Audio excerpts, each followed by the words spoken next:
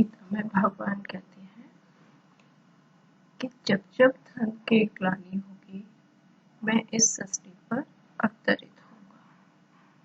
तो आज समय कितना अलग है। आज हर व्यक्ति को, प्रकृति को उस परमेश्वर की आवश्यकता है। तो वो परमात्मा अवतरित हो चुके हैं, ये हमें एहसास करना होगा। या भगवान का वायदा है कि वो आएंगे, तो कैसे आएंगे, कहाँ आएंगे, ये हमारे चिंतन का विषय होगा। भगवान ने स्पष्ट कहा है कि जब जब धर्म की ग्लानि होगी, अधर्म बढ़ेगा, नए धर्म की स्थापना के लिए, साधुओं के उद्धार के लिए मैं इस सृष्टि पर अवतरित होऊंगा। तो आज हम देख रहे हैं कि आज धर्म की क्या दशा है। आज प्रत्येक मानव मन कितना व्यथित है इन विषय विकारों के कारण। भगवान कहते हैं कि दूसरा भगवान कहते हैं कि कोटों में कोई में भी कोई मुझे जान सकता है। भगवान ने ये स्पष्ट एक श्लोक में कहा है कि कोई में भी कोई मुझे जान सकता है। तो उनके आने का और धर्म की स्थापना करने का, साधुओं की रक्षा करने का कौन सा माध्यम है, हम इस पर थोड़ा चिंतन करें अपने स्व विवेक से कि आखिर भगवान कैसे हमारी रक्षा करते हैं। आज हम बहुत सारे उदाहरण, या हम कहें बहुत लोगों ने एक उसको बना लिया है कि भगवान आ रहे हैं, भगवान ये कर रहे हैं। उनके नाम पर बहुत सारा, एक मैं ये नहीं कहूँगी कि एक गलत दिशा में भी लोग दुरुपयोग कर रहे हैं इस चीज़ का। छोटी छोटी बातों में कि भगवान के चमत्कार, श्री कृष्ण के चमत्कार, पता नहीं क्या क्या दुनिया में चल रहा है। लेकिन एक स्वविवेक, एक सच्चा मन जो सचमुच में चाहता है, व्यथित है अंदर से उस परमात्मा के लिए, उसको परमात्मा को पाने के लिए, तो उसका मन अंदर से ये रियलाइज करता है कि क्या सही है, क्या गलत है, क्योंकि उस आत्मा का कनेक्शन उस परम परमेश्वर से बहुत अंदर से जुड़ा हुआ है। तो वो आत्मा स्पष्ट पहचान जाएगी कि सत्य क्या है, असत्य क्या है। तो हम अपने अंदर को इतना पवित्र बनाएं कि उस परमेश्वर को पहचान सके। ये हमारी साधना का एक बहुत महत्वपूर्ण भाग होगा कि हम परमात्मा को पहचानने के, आज न पहचानने के कारण हम कितनी ही गलियों में भटक रहे हैं, कितने ही भ्रम में अपने जीवन को चला रहे हैं। थोड़ा सा किसी ने चमत्कार दिखाया और हमने मान लिया, अरे उनकी समस्या का समाधान हुआ, भगवान है, जबकि ऐसा नहीं है। इस दुनिया में कितना कुछ चल रहा है, लेकिन एक जैसे होता है ना, बहुत बीमार है, उसको कोई भी दवा दे दो तो वो थोड़ी देर के लिए रिलीफ मिलेगा, तो वो उसे भगवान मानने लग जाएगा कि बस मेरा। तो आज आत्मा दुख, अशांति से इतनी बोझिल है कि उसे परख शक्ति, उसकी निर्णय शक्ति, उसे समझने की शक्ति जैसे खत्म हो गई है। महसूसता की शक्ति उसके अंदर न के बराबर है। तो वो पहचानने की कैसे कि भगवान आए हैं या भगवान मेरी सहायता कर रहे हैं। तो ये भी एक बहुत विशेष टॉपिक है हमारा कि आज इतना कुछ ईश्वर के नाम पर चल रहा है। आप हमारे कितने ही मठ, पंथ हैं, या हम इतने अपने धार्मिक स्थलों पर जाते हैं, कितने लोग ईश्वर के नाम पर हमको, जैसे एक शब्द थोड़ा कड़ा है, ठगने का भी मतलब काम करते हैं, एक बहुत ज्यादा है ना, ईश्वर के नाम पर कि भगवान के नाम पर एक कहीं भी कुछ भी कर लिया तो हम अपने स्वविवेक से सोचेंगे कि ईश्वर, वो भगवान कहाँ है, हम कहाँ, एक हम ये कह सकते हैं कि थोड़े जिनको बहुत समझ नहीं है ना, या जो बहुत परेशान है ना, तो वो हर कहीं भी उस पर विश्वास कर लेते हैं। वो थोड़ा सा अब यहाँ पर आ जाता है कि आत्मा का जितना विकास है या आत्मा जितनी सद्गुणों से संपन्न है, उसका विवेक उतना ही जागृत है। इसके अलावा हम ये भी देखेंगे कि वो पहचान, जैसे हम कह रहे थे कि आत्मा में सब सद्गुण और सभी प्रकार की शक्तियाँ उसके अंदर निहित होंगी, तो वो सहज परख सकेगी कि सत्य क्या है, असत्य क्या है, धर्म क्या है, न्याय क्या है, नीति क्या है। तो आत्मा में एक पावर होगी। तो इसके आधार से परमात्मा को पहचानने के लिए तो दिव्य बुद्धि और उनकी परम कृपा ही हम समझेंगे।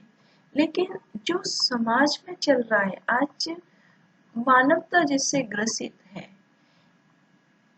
उस चीज का निवारण तो हम अपने स्वविवेक को कैसे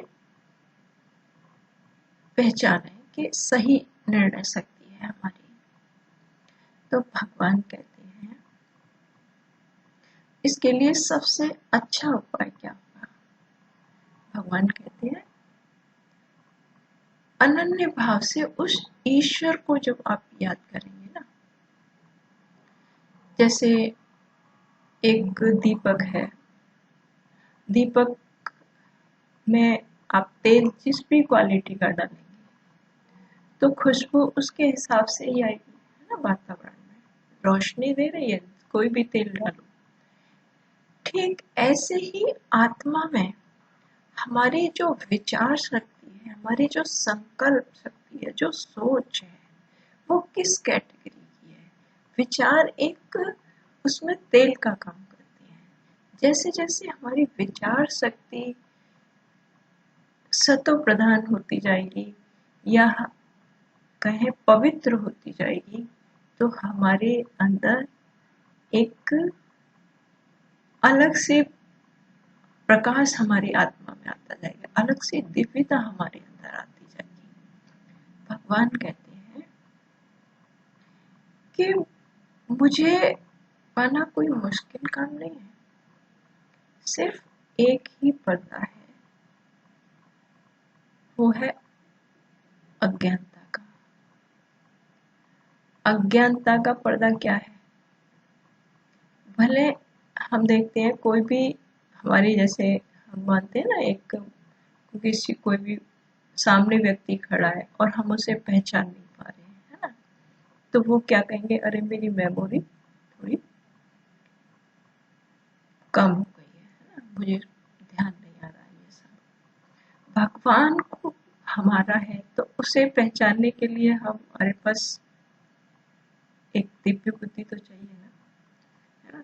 तो साधना है दिव्य बुद्धि, साधना से प्राप्त होती है कि हम उसे पहचान सकें, है ना। एक व्यक्ति को पहचानने के लिए या परिस्थितियों को याद करने के लिए कुछ एक कहते हैं ना कि हमें याद करना पड़ रहा है, ठीक ऐसे ही उस परमेश्वर को पहचानने के लिए कि आज उस परमेश्वर के नाम पर कितना कुछ आडंबर हो रहा है, तो इस चीज को समझने के लिए हम थोड़ा अपने स्वविवेक से काम लेंगे। अपने जो हमारे धर्म ग्रंथों में वर्णन है उस परमेश्वर का, तो उससे आप सोचेंगे कि आखिर सत्य क्या है। अपने अंदर से, हम किसी व्यक्ति विशेष की बात नहीं कर रहे, आपका खुद का विवेक, खुद की आत्मा को जगाना और उस परमेश्वर से जुड़ना, किसी से भी जुड़ने की एक, हम कह सकते हैं कि आज जो समाज है उसमें इतना धोखा है कि आदमी अपने आप को सोचता है कि मैं खुद ही बढ़िया हूँ, जबकि ऐसा है भी और न भी है, क्योंकि एक अहंकारी व्यक्ति बन जाता है कि मैं ही सब कुछ हूँ। लेकिन उसकी स्वविवेक उस ईश्वर से प्रार्थना तो कर सकता है, व्यक्ति से नहीं करे, तो उस ईश्वर से तो प्रार्थना करे कि मुझे सद्विवेक दे कि मैं आपको पहचान सकूं, आपकी दिव्यता को, आपके आपको पहचान सकूं। तो उस परमेश्वर से तो वो अपना अपना कनेक्शन कर सकता है। तो ये एक आवश्यकता है, हम परम सत्य को जाने, अपने आप को जाने। ये है एक बहुत छोटा सा उपाय। दूसरा हम कहेंगे कि समाज, हमारे आत्मा में ही सब कुछ निहित है। जैसे गीता में भगवान कहते हैं कि सतो रजो तमो, ये 3 वृत्तियां हैं आत्मा की। जब आत्मा सतो प्रधान होती है तो रजो तमो ये पीछे है, और जब रजो प्रधान है तो सतो और तमो पीछे है। तो जो उसके अंदर प्रधानता है जिस भाव की, तो उसको पहचाना कि सात्विक भाव क्या है।